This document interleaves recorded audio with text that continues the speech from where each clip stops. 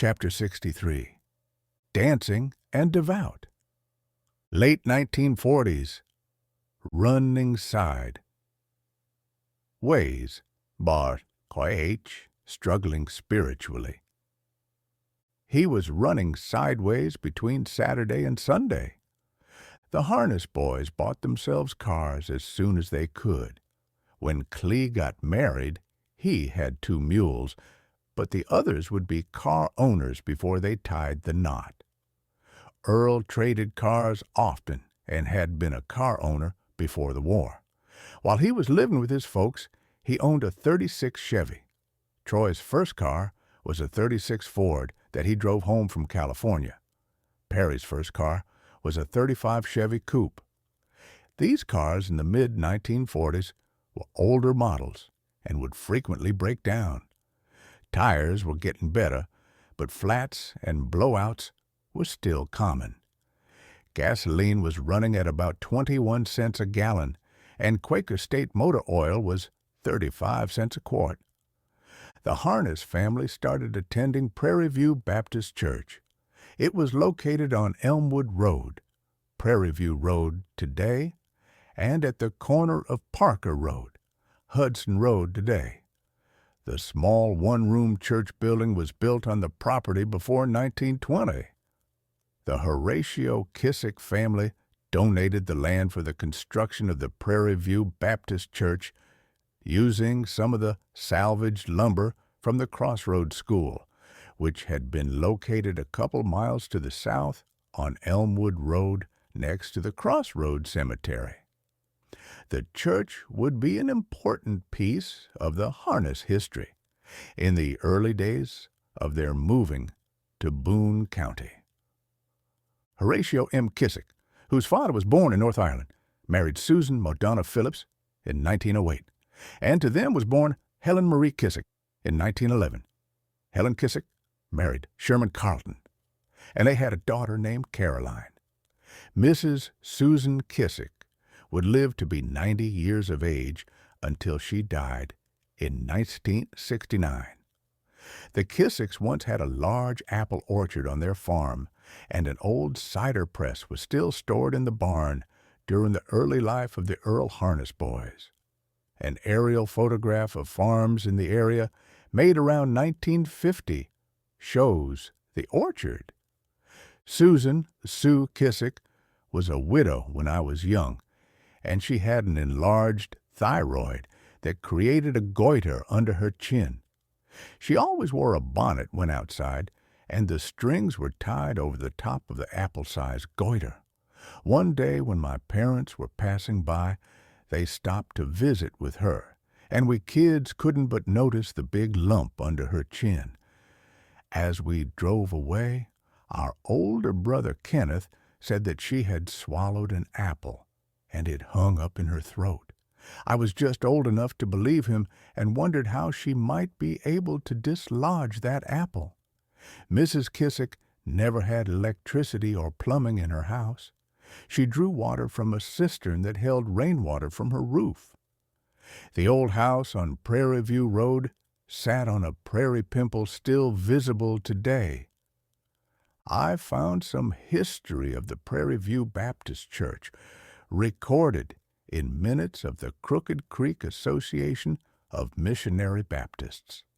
In 1920, the Prairie View Baptist Church, along with 12 other area missionary Baptist churches, were listed. The record shows the names of Horatio and Sue Kissick and a preacher named A.E. Farmer. I remember Mrs. Farmer as a widow. Preacher R.C. Rogers was previously the pastor of Union Baptist and Prairie View Baptist in 1920. Prairie View had 71 members and baptized 12 in 1920 and paid the pastor $275 that year. Possibly, before the church building was built and located on Kissick property, Christians who identified as Baptists might have met somewhere else in the area. This could have been a home, a brush arbor, or perhaps a nearby schoolhouse was used for gatherings. The minutes below are brief, and I added them for those interested in family names that some will recognize. The Crooked Creek Baptist Association was organized at Bellefonte in 1869. W.F. Fawn E. Graham in 1908 was the messenger for PVBC Prairie View Baptist Church. M. E. Taylor, Pearl Taylor, pastored PVBC in 1911. W. E. Raish was the messenger for PVBC. He was buried at Crossroads in 1924. Carl Raish. His son was 25 Ayers in 1920 census. Carl and Ruth lived across the road from Earl Harness. J. H. Klepper was pastor 1916. He was member of the Primitive Baptist ASN while at Crooked Creek Church in 1897, and his address was Watkins, A.R. O.C. Hefner was a Baptist preacher in 1899, and his name appears often for many years. Helen Martin in 1915 was messenger for PVBC, which had no pastor. W.S. Trout was pastor in 1914 of PVBC. Crooked Creek ASSN, 1913, held at Prairie View. Ida Spear died as member of PVBC. L. R. Capps, pastor of PVBC in 9-10. H. M. Kissick was church clerk of PVBC in 1909. Minus Taylor PVBC, listed in 1908. Allen Phillips, PVBC, listed in 1908. J. A. Thompson and C. L. Hall, listed PVBC, 1905. C. L. Maddox, pastor, PVBC, 1905. Maridos and Montcarides and the Bobs is Narawa, Derabatarians Kundal J. M. Walker, pastor, PVBC, 1904. Isaac Davis, pastor, PVBC, 1902. W. W. Buckner, pastor, PVBC, 1901. 32nd Annual Meeting at PVBC, 1900. Edward Reese, C. L. Maddox, pastor. 1899. PVBC pastor Isaac Davis. J. H. Adair, clerk. PVBC. Jefferson H. Adair, son Walter, grandson Green Adair. 1898. Crossroads Baptist, Elmwood, A.R. Membership 16. Pastor W. W. Buckner. PVBC W. J. Paxton. 1896. Eunice Reese Davis. The pastor Isaac wife died. Mother of 11. S. W. Roberts clerk. 41 members. Pastor Isaac Davis, born 1823, N. Carolina. Address: Elmwood, Ard, in 1910 census. Widowed, 87 years old. Died in 1915, buried at Crossroads. 1895 Crossroads. W. W. Bucker pastor. Census 1900. Address: Crooked Creek. Occupation: preacher. Married to Tinny Fry C. Buckner. Age 46 in 1900. J. J. Stevens clerk. A. K. Tony. I. Davis. Martin Davis names listed. 59 members. 1889 Crossroads. 35 members. Q. C. Pennington pastor. Married Julia A. Morgan in 1877. Isaac Davis and Martin Davis messengers listed. 1879. Isaac Davis is recorded as pastor of Union Church, with Elmwood as the post office. 25 members. As a result of the hardships of the Great Depression and the Dust Bowl years, many families moved away as schools closed and were consolidated. The church named Prairie View Baptist was abandoned during this time. The building might have had occasional use, but it was sporadic and probably fell to the Kissick family to maintain it. However, in 1947, a revival was held there with a preacher named L. R. Goodson. The brothers Otis, Troy Lee, and Dane Ruff went down to the creek on a Sunday afternoon and stole some apples from a nearby farm. That evening at church service, Preacher Goodson told them they were going to hell for stealing if they didn't repent. All the boys went forward for confession and were joined by Roy and Junior, James Harness. They were soon baptized in nearby Crooked Creek. Dane Ruff went on to become a preacher and retired at age 80 after having served 67 years in the ministry.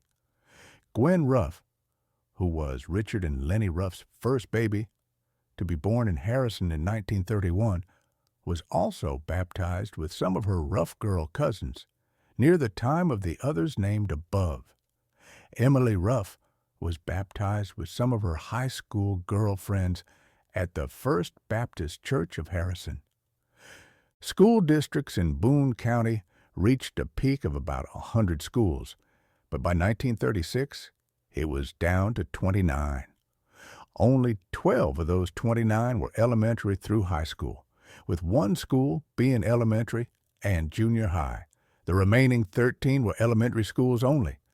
Consolidation would continue in the future until about 1960, when Boone County would have only 6 districts: Harrison, Valley Springs, Bergman, Lead Hill, Alpena, and Omaha. The family of Richard Ruff had moved up to Harrison from Searcy County, where he was able to get a job working for the railroad at the Harrison Maintenance Yard. The Ruff family attended the Harmon Missionary Baptist Church, which was about 12 miles east of town. The oldest daughter, Emily Ruff, attended with her school girlfriends at the First Baptist Church in Harrison. She had graduated from Harrison High School and gone to Wichita, Kansas, with a girlfriend to work in a war plant. There she married a soldier and was carrying his child when he was killed in action in the Philippines. When W. War ended, soldiers and citizens who had left were returning to the area, and the economy was expanding. It was called the Golden Age of Capitalism. After years of wartime rationing, American consumers were ready to spend money, and factories made the switch from war to peacetime production. Instead of making guns, America was making appliances. Instead of tanks, trucks and cars were rolling off the assembly line. Richard Ruff knew Riley Harness from when they lived in Wit Spring, Arkansas, and attended school together. In later years, Riley and Richard made a trade that involved a saddle while they both lived in Searcy County. Emily Ruff Harness recalled living behind the Wit Spring School as a small girl. This points to her family leaving the community of Eula on Richland Creek and going to Wit. Richard's parents, George and Ara Ruff, were living in Wit, where they operated a water-powered mill. Artie, Emily, Doris, Arlen, and G.T. were all born in Searcy County. Gwendolyn was born in Harrison, and all remaining children, Bertie June, R.H. Jr., Connie, David, were born in Harrison or North Little Rock. Riley and Richard reconnected while both were living in Harrison. For a short time, they attended Liberty Missionary Baptist Church in Harmon together. Then, some of the folks living in the Prairie View community sought to revive the church there. Because Prairie View was closer to Harrison, both families visited and were charter members, 22 in all, when the church was reorganized on September 2nd, 1945. Members, in addition to George Perry and Ari Ruff, were their children, Richard and Lenny Ruff, with Emily, G.T., and Doris, James and Etta Ruff, Garland and Thelma Ruff, with William, Bill. Other Ruff family members were Bertha Renfro, Joy Ruff, and May Goetz. From the Riley and Melinda Harness family were Earl and Veda Joe. A.E. Farmer was called as the first pastor. After a revival service in October 1945, the following were baptized: Reva Harness, Perry Harness, Runell Taylor, Dolly Taylor, Gwendolyn Ruff. She says it was in Crooked Creek and very cold. Tressie Ruff and Polly Ann Ruff. Roy Baker lived near PVBC with his wife Maud Graham Baker. Both had family living on farms that joined, today part of the Hudson Farms. Roy Baker was part of an early family of farmers to Boone County. His wife Maud was a pianist and Sunday school teacher at the PVBC, where both attended. Maud's father, Lon Graham, lived next to the church building and was once the sheriff of Boone County. Her mother, Fanny Tucker Graham, was related to Ara Ruff's mother, Louisa Tucker. Those who were attending PVBC had a sense of kinship and friendship with one another. Riley Harness and family all liked attending, and the children became friends. This was during the time that the older Harness boys were off at war, and the younger children were attending Bellefonte School. Mrs. Sue Kissick attended. She was a widow now, as her husband Horatio, who had started the church, died in 1934. She was happy to see the work revived again with several in attendance. Bryce and Eula Martin were farmers, and they attended with children Joe Rada, Norman, and Floyd Lee, who attended Bellefonte School with the younger Harness children. The older Harness boys, Earl, Troy, and Perry, were interested in jobs, cars, and girls, but not necessarily in that order.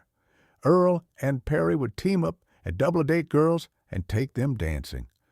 Troy was shy and bashful around girls and didn't take to dancing as much. Earl was 26, Troy was 22, and Perry was 20 in the year of 1945. Clifford was married to Mary, and he worked in Marshall for a while before taking a job working on Bull Shoals Dam and then a Highline job in South Arkansas near Forest City. Clee got pneumonia and was sick a lot during this time, causing him to develop susceptibility to lung and throat illness throughout his life. On a particular Sunday, Earl attended PVBC with his folks and noticed a beautiful young woman sitting with the Ruff family. He noticed her long locks of black curls and her nice frame. Earl was fixed on the young woman more than he was the sermon that Sunday. Preacher A.E. Farmer was still around at this time. See PVBC minutes for info. Earl inquired as to the lady and learned that she was a widow with a young son. Her name was Emily Ruff Vale. Her son was named Kenneth, and her husband had been killed in the Philippines during the war. Earl was hesitant to pursue Emily immediately, but continued to be memorized by her beauty every Sunday they attended. He was asked to fill in as Sunday school teacher one Sunday, and afterwards he spoke with Emily, who promptly told him that if he was going to be up front during church, that he should wash the ink stamp on his wrist before coming. Earl looked down and realized the bold word Roxy was ink stamped from the dance hall the night before, a dance hall built at the top of the Harrison Hill where the Oasis Motel and later apartment stand was the Roxy. In the Baptist faith, dancing was considered worldly and carnal, and Earl was rebuked that day by Emily for his sinful participation with Roxy and involvement with Sunday school. Reflection. God's people often live through times of spiritual decline and spiritual renewal. Often, events cause a nation to seek for God, and other events cause them to turn aside. The largest war ever in history had left many nations in utter ruin. Fortunately for America, no rebuilding was necessary. Days of opportunity and prosperity would come to many. Church attendance and frequency of church meetings would increase during this time. Growth would be measured by numbers and dollars. Preachers like Billy Graham would hold crusades and attack large crowds. Then the people of Israel and Judah shall join together, weeping and seeking the Lord their God. Jeremiah 54.